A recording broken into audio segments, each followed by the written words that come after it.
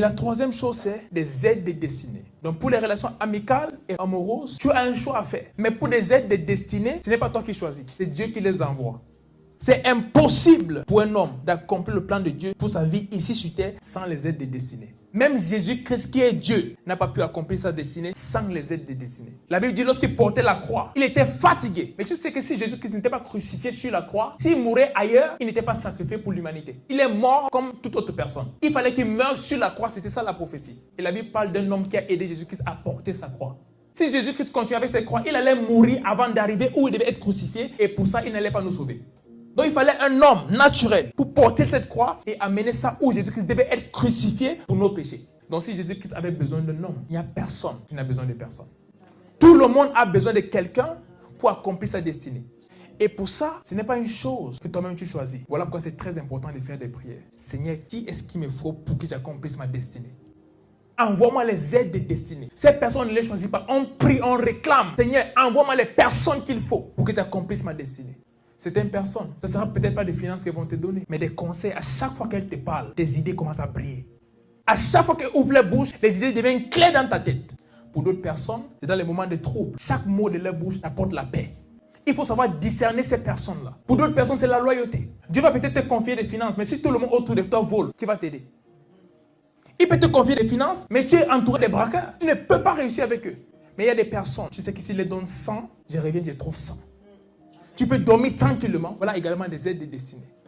Des personnes à qui tu peux faire confiance même avec des choses très importantes. Une des premières choses, même chez ces personnes-là, c'est un amour inconditionnel pour toi. Elles ne savent pas pourquoi elles t'aiment, mais elles t'aiment. Ce sont des aides de destinée. Des personnes qui savent entendre que quelque chose est arrivé, elles ne peuvent même pas dormir. Elles ne sont même pas de ta famille. Parfois, tu ne les connais pas depuis longtemps, mais il y a un attachement. C'est Dieu qui les envoie. C'est comme des anges pour toi. Et j'ai prié que ces personnes qu'il te faut pour accomplir ta destinée, que le Seigneur les envoie au nom puissant de Jésus-Christ.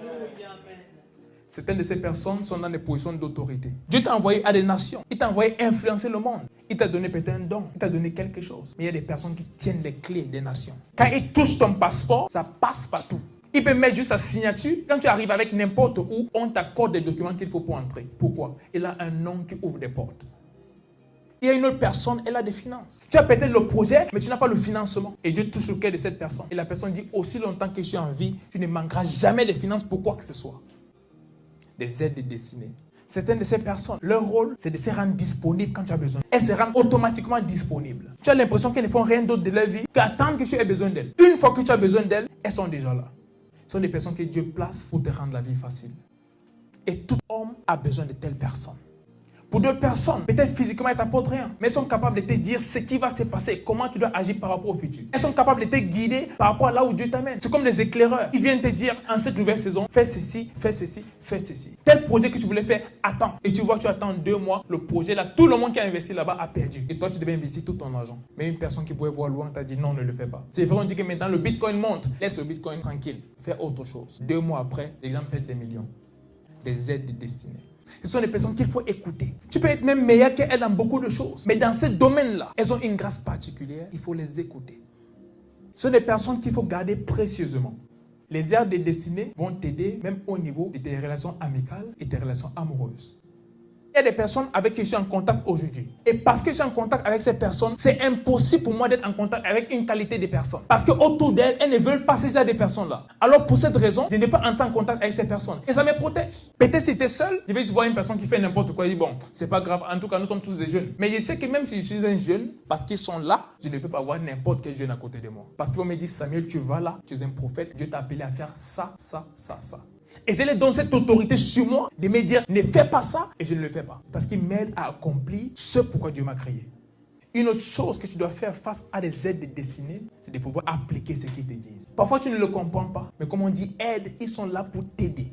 Le Saint-Esprit, la Bible l'appelle notre aide. Est-ce que tu comprends le Saint-Esprit à chaque fois? La plupart des fois, je ne le comprends même pas. Parce qu'il te demande des choses qui n'ont pas de sens. Je me rappelle lorsque j'ai quitté l'Ukraine pendant la guerre, nous sommes dans le train et tout le monde descend à une ville qu'on appelle Lviv pour marcher et arriver à la frontière de la Pologne afin d'entrer dans le Schengen. Et pendant que je suis là, le Saint-Esprit me dit reste dans ce train jusqu'à là où ça va s'arrêter. J'ai dit mais cette voie-ci, ce n'est pas une bonne voie. Je ne sais même pas où le train va et il y a la guerre, il y a des bombardements et tu restes dans le train jusqu'à là où ça va s'arrêter. J'ai porté mon sac à dos et l'autre petit sac à main. Et je suis arrivé devant le wagon. Il voulait sortir. Mais j'ai dit, je demande une dernière fois. Il dit, Seigneur, si c'est toi, que j'entende cette voix répéter la même chose. Il a dit, reste dans ce train jusqu'à là où ça va s'arrêter. Je vois les milliers de personnes descendre.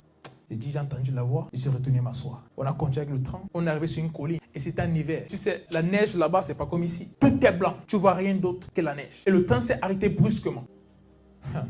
Reste jusqu'à où le train va s'arrêter. Mais si ça s'arrête brusquement, tu ne peux pas dire que c'est là-bas. On était sur une colline, il n'y avait rien d'autre. Tu voyais personne dehors, il n'y avait rien. On ne savait pas pourquoi. Et des personnes qui étaient avec moi ont commencé à pleurer. Tu sais, quand tu es...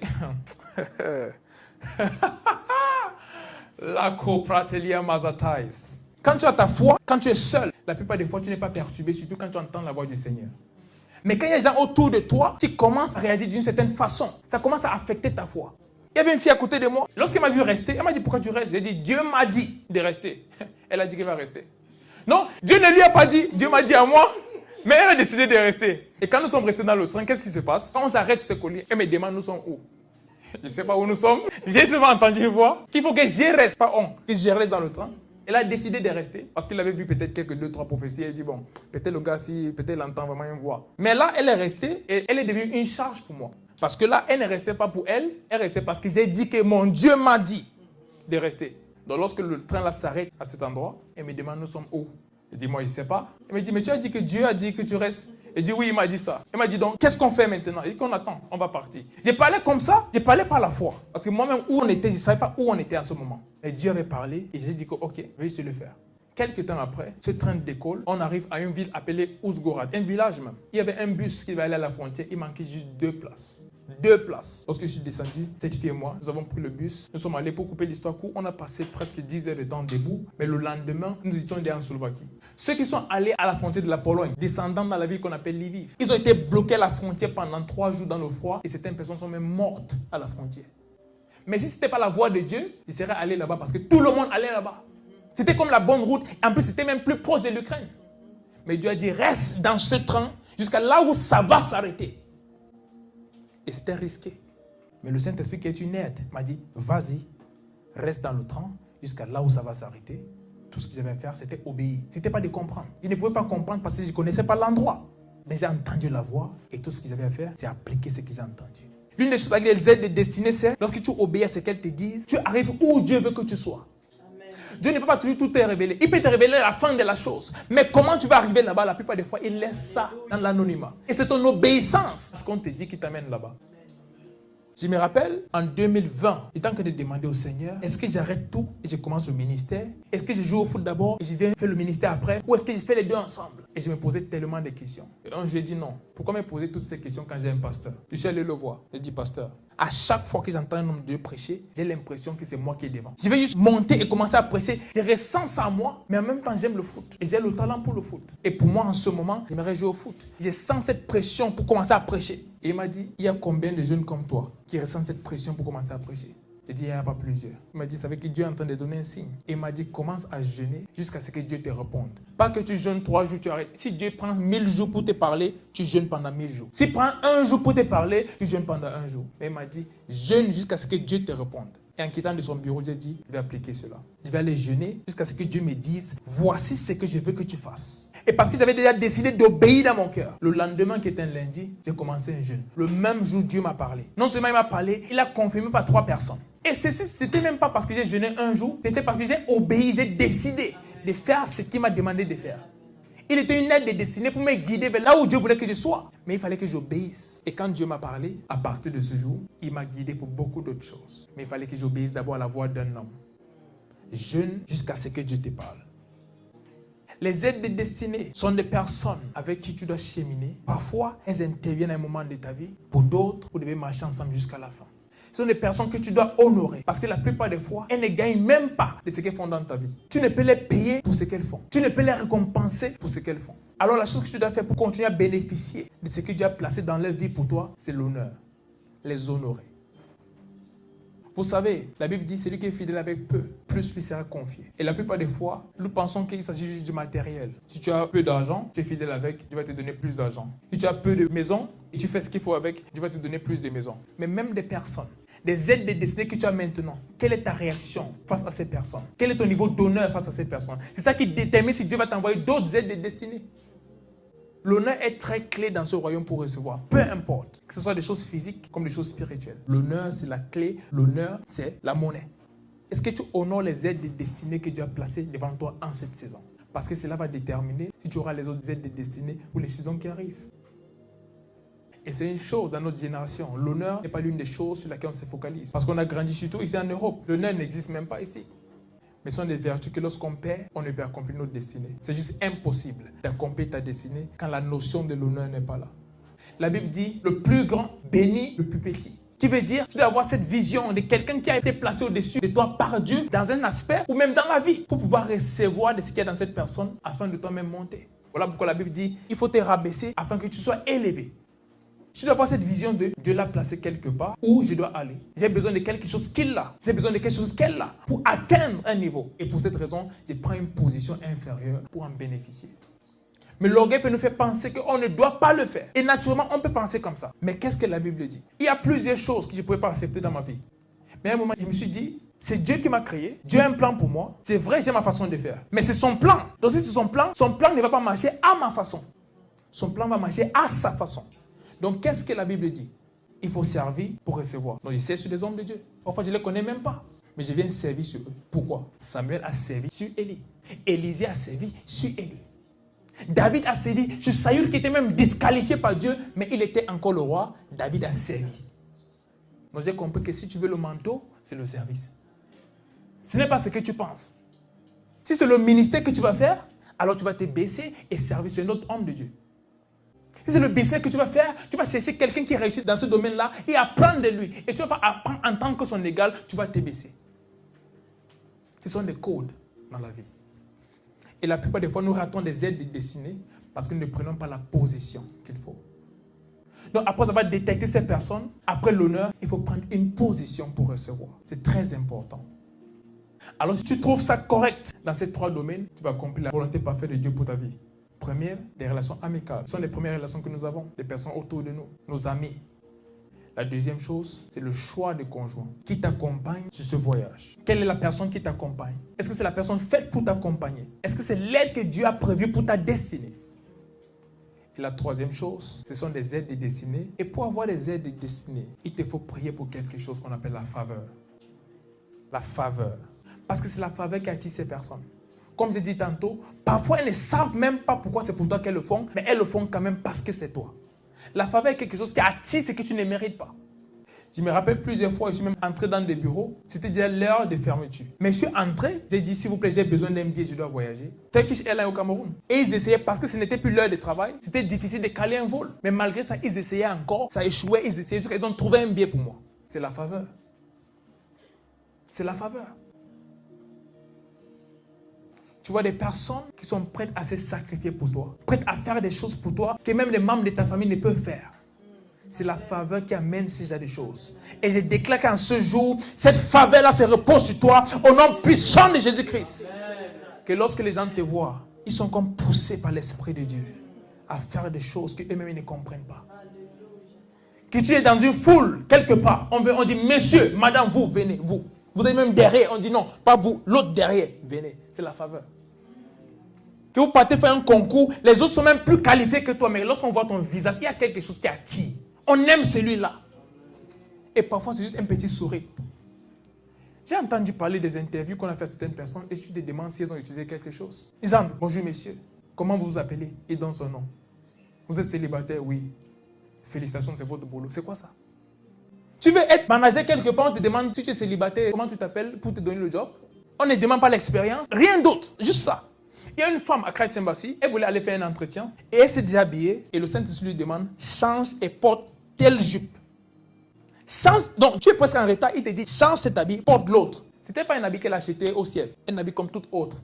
Mais Dieu avait dit porte ça. Elle est entrée, la personne qui devait l'interviewer a dit j'admire trop ton habit ici, c'est trop bien et tout. Et ils n'ont même pas parlé de ce pourquoi elle est venue. La personne a passé du temps à admirer l'habit. À la fin, elle dit mais madame, on a presque terminé. Félicitations à vous, vous avez le job.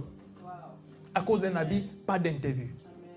Ce que Dieu peut faire à travers la faveur, on va croire que tu as touché quelque chose. Mais c'est ce que Dieu peut faire. dans ta vie, prie toujours pour la faveur. Prie toujours pour la faveur. Il y a plusieurs choses que j'ai eues dans cette vie et c'est que je n'ai pas mérité ça. Juste des personnes que Dieu touche. Elles-mêmes, tu les demandes pourquoi est-ce que tu fais ce que tu fais. Elles n'ont pas d'explication, mais elles le font quand même. Et elles vont le faire encore et encore. Parce que ça ne vient pas d'elles. C'est la faveur. C'est la faveur.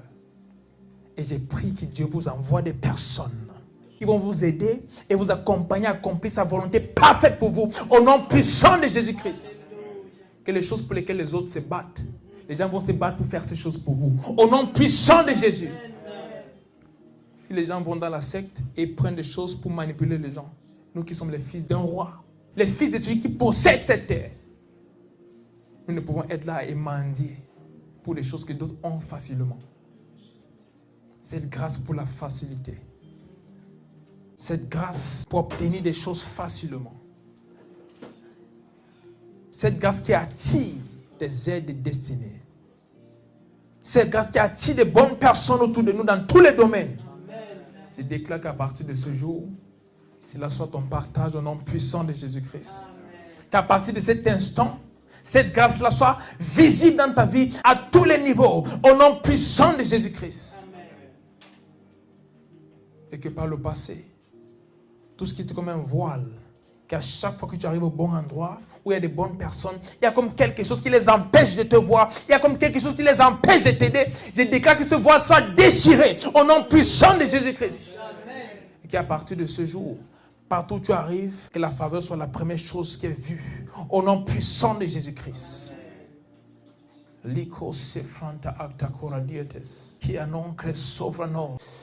Lekonda bahate lianongre sofra deliata bahate. Likonda brante legon sefra ate cora dietes. Je déclare que le Seigneur fasse des choses dans ta vie. Que le Seigneur fasse ces choses que toi-même tu vas dire, ça c'est la faveur de Dieu. Que des personnes sortent même de ce qu'elles devaient faire juste pour t'aider. Au nom puissant de Jésus-Christ. Que partout où tu vas, que la main du Seigneur t'accompagne. Que cela soit visible. Que des personnes qui posent les yeux sur toi disent, voici un fils de Dieu, voici une fille de Dieu, au nom puissant de Jésus-Christ.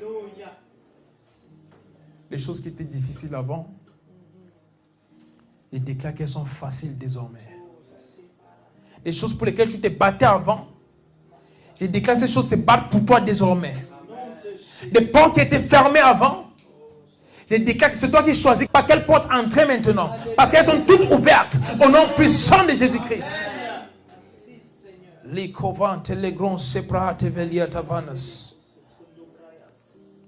Que là où tu as toqué, tu as toqué. Ce sont eux maintenant qui t'appellent pour venir.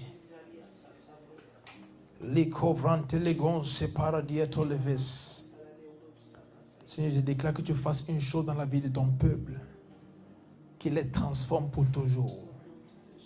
Une chose qui les démontre que tu es le Dieu au-dessus de tous, qu'ils expérimentent ta gloire, qu'ils expérimentent ta faveur dans tous les domaines de leur vie, au nom puissant de Jésus-Christ.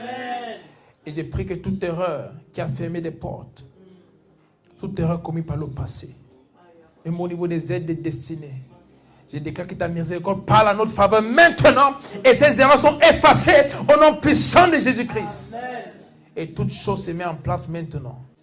Toute chose se met en place maintenant. Des nouvelles choses se mettent en place en ce moment. Et tu te glorifies, même dans la vie de tes enfants. Tu dis, Seigneur, nous sommes faits pour ta gloire. Je déclare que ta gloire soit visible dans tous les aspects de nos vies à partir de cet instant. Au nom puissant de Jésus-Christ. Et que nous allons de gloire en gloire. Nous allons de gloire en gloire. De victoire en victoire. Parce que c'est ça notre portion en Christ. Au nom puissant de Jésus-Christ. Amen. Et la Bible nous dit clairement que lorsque nous voyons toutes ces choses, toutes ces guerres qui se passent dans le monde, nous devons savoir que la venue de Christ est proche. Donc en même temps, je vais appeler à tous les enfants de Dieu, à ceux qui ne connaissent même pas encore Dieu, que c'est très important de donner vos vies à Dieu pour ceux qui ne l'ont pas encore reçu et pour ceux qui le connaissent, de marcher avec lui de façon intime. Parce que tous ces signes prouvent que notre Seigneur revient bientôt. Et lorsqu'il revient, il faut qu'il nous trouve prêts à l'accueillir. Parce que ceux qui ne seront pas prêts ne seront pas enlevés. La Bible nous parle des 10 vierges. Toutes les 10 étaient vierges, mais il n'y avait que 5 qui étaient prêtes pour recevoir le maître. Il y avait 5 autres qui n'étaient pas prêtes. Et au moment où il est venu, les 5 qui n'étaient pas prêtes étaient allés acheter de l'huile pour les lampes. Et lorsqu'ils sont revenus, il était déjà rentré et la porte était fermée. C'est très important de s'apprêter pour recevoir notre Seigneur qui revient bientôt. Et même cette nuit, le Seigneur me disait, repentez-vous car je reviens bientôt. Et lorsqu'il me parlait, j'ai eu une vision dans laquelle il y avait 2 groupes de personnes. Et un groupe était à l'intérieur et d'autres à l'extérieur. Il y avait comme quelque chose de transparent qui les séparait. Ceux qui étaient à l'intérieur et ceux qui étaient à l'extérieur. Et j'ai vu ces personnes qui étaient laissées à l'extérieur, en train de demander au Seigneur si elles pouvaient entrer. Et il les a répondu que c'était trop tard, ils ne pouvaient pas entrer. Et c'est là que le Seigneur Jésus m'a parlé et m'a dit, demande à mon peuple de se repentir et de se préparer, car j'arrive bientôt. Ça fait un moment que le Seigneur me répète ce message, à travers des visions, même lorsque je médite, il me dit, dis à mon peuple que je reviens. Et si le Seigneur parle de ça constamment, c'est parce qu'il revient vraiment bientôt. Et l'église n'est pas prête, je peux vous assurer. Parce que ça fait déjà plusieurs fois que j'ai reçu ce message de la part du Seigneur. Et à chaque fois que je le vois parler de cette façon, je vois comme de la douleur parce qu'il sent que son peuple n'est pas prêt. On est peut-être plusieurs à l'église, mais ce n'est pas tous qui sont prêts pour aller au ciel. Et s'il revient maintenant, il y a plusieurs personnes qui sont même à l'église qui n'iront pas au ciel. N'en parlons pas de ceux qui sont encore dans le monde. Eux tous, ils seront perdus. Mais la Bible a dit avant qu'ils ne rentrent, la connaissance de sa gloire va envahir le monde. Mais ce n'est pas encore le cas de nos jours. Et en plus de ça, même à l'église, la connaissance de sa gloire n'est pas connue par tous. Cela est une preuve que nous ne sommes pas encore prêts. Il est très important qu'on s'apprête parce que notre Seigneur Jésus-Christ revient bientôt. Préparez-vous parce que nous sommes dans le temps de la fin. Il y aura des persécutions contre les enfants de Dieu. Il y aura des guerres et il y aura beaucoup d'autres choses qui vont essayer de déstabiliser notre foi. Mais c'est à nous d'être focus sur Christ et de ne pas se laisser être distrait par tout ce qui se passe. Parce que la distraction peut aussi nous amener à perdre de vue notre but. Et si cela se fait, tout ce chemin que nous aurons parcouru jusqu'ici sera en vain. Mais j'ai prié pour toi en ce jour que le chemin que tu as parcouru jusqu'ici ne soit pas en vain. Que tu puisses tenir ferme et que tu restes fidèle à Dieu jusqu'à la fin. Que rien ne puisse ébranler ta foi. Fais confiance à Dieu parce que le même Dieu qui t'a sauvé est capable de te guider jusqu'à la fin. Donne-toi plus que jamais à son service en ces jours parce que ce sont les temps de la fin. Et pour ceux qui ne sont pas encore enfants de Dieu, donnez vos vies à Dieu maintenant. Il n'y a plus le temps. Il dit dans le livre de Romains chapitre 10 verset 9 que celui qui croit qu'il a ressuscité d'entre les morts et qui le confesse comme Seigneur sera sauvé.